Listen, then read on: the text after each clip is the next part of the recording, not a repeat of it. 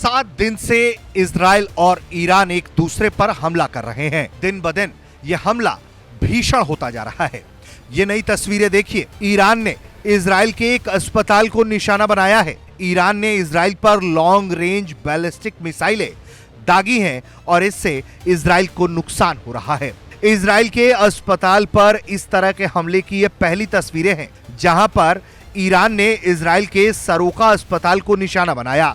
हमले में सरोका अस्पताल में अफरा तफरी मच गई और लोग वहां से भागते दिखे। अस्पताल को नुकसान हुआ है। वहीं इजराइल ने इस हमले से पहले ईरान के न्यूक्लियर रिएक्टर्स और कई शहरों को निशाना बनाया। 40 फाइटर जेट से ईरान के तेहरान समेत कई शहरों पर हमला किया और अराक रिएक्टर पर बमबारी की, जिसके बाद में ईरान कुछ इस अंदाज में सामने आया, जहां उसने तस्वीरें जारी करके दिखाई कि वो किस तरह से लॉन्ग रेंज बैलिस्टिक मिसाइलें इजराइल पर दाग रहा है और वो खुद पर हो रहे हमले का बदला ले रहा है। इसी क्रम में सरोका अस्पताल पर भी ईरानी मिसाइल आकर गिरी और इजराइल के इस अस्पताल को बड़ा नुकसान हुआ है।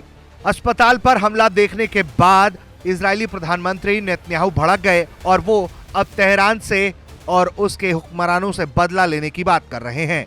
उनका कहना है कि ईरान ने एक मिसाइल उनके सरोका अस्पताल पर दागी और सिविलियन पॉपुलेशन को वो निशाना बना रहे हैं। देश के सेंटर को निशाना बनाने का मतलब है कि अब ईरान को इसकी कीमत चुकानी पड़ेगी। नेतन्याहू का कहना है कि ईरान को इस तरह के हमलों का भुगतान करना पड़ेगा और इजराइल ईरान को अंजाम तक पहुंचा कर ही छोड़ेगा। जिस तरह से दोनों देशों के बीच ये तकरार बढ़ती जा रही है और इस जंग में अमेरिका के कूदने की संभावनाएं प्रति घंटे बढ़ती जा रही हैं। अब ऐसे में आम नागरिकों को निशाना बनाना, अस्पतालों को निशाना बनाना साफ तौर पर बता रहा है कि अब ईरान भी पूरी तरह से मूड में है कि उसे कोई भी तबाही का मौका मिलेगा तो वो नहीं छोड़ेगा और इजराइल के कोने कोने को निशाना बनाएगा, क्योंकि जिस तरह से इजराइल ने यह ऐलान कर दिया है कि वो अब ईरान के हुक्मरानों का खात्मा करके रहेगा, तो ईरान भी अब अपने स्टाइल में इजराइल को जवाब दे रहा है। ब्यूरो रिपोर्ट, भारत तक।